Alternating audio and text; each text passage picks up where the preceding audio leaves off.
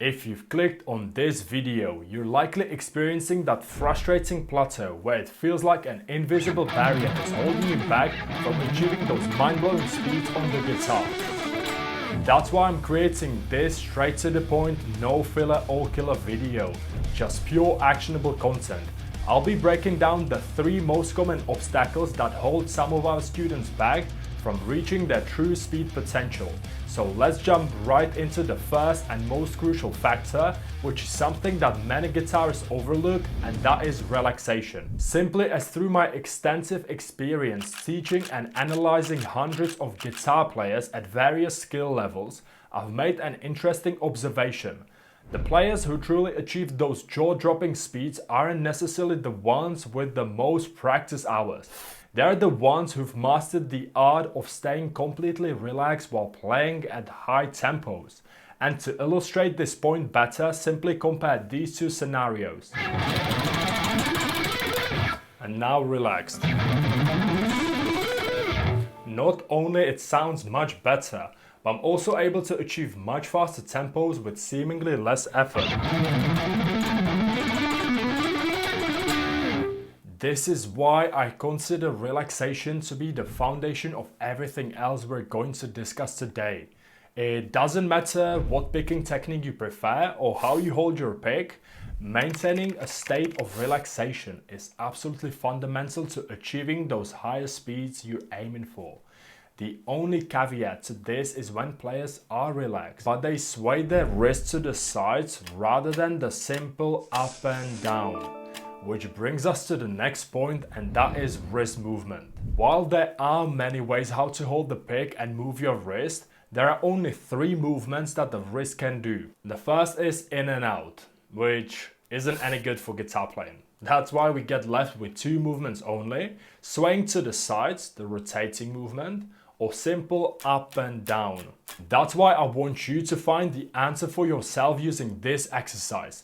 Place your guitar pick aside and just test these movements with your picking hand. Compare rotating left and right with your palm open or going up and down. Which one feels more effortless? Or even with your fingers tucked in, rotating left and right, or just going up and down. To me, the second one feels nearly effortless while being able to achieve much faster movement. And now all you've got to do is just to apply this same effortless movement while holding the pick. When you test it just over 1 string, you'll see how fast you can immediately play.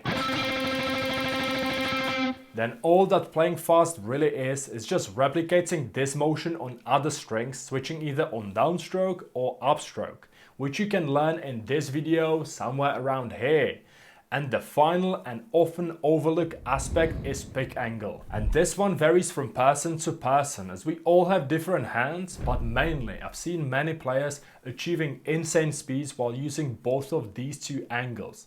That's why I don't want to tell you which one is right, as both of them can be. The first one is the regular James Hetfield style used for riffing, but can also be used for shredding as well. It just feels much harder work for me. And the second one is where all of your nails would be touching the strings, and then you just slot the pick in between. So make sure to experiment with both of them so you can make an informed decision and not just repeating the same approach as you've been till now and expecting different results. So there you have it, 3 crucial elements that are probably holding you back with your speed. Relaxation, efficient wrist movement, and suitable pick angle. Focus on these fundamentals and you'll be amazed at how quickly your speed improves.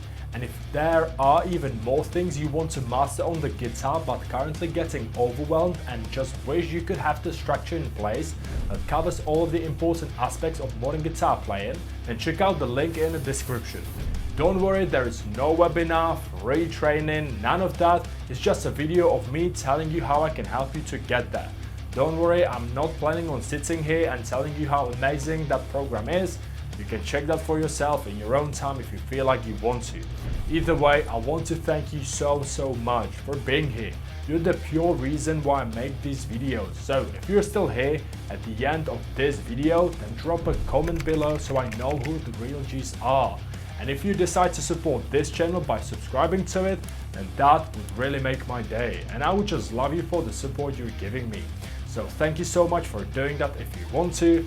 Thanks again for being here, and I hope you have an amazing day. See you in the next video. Goodbye!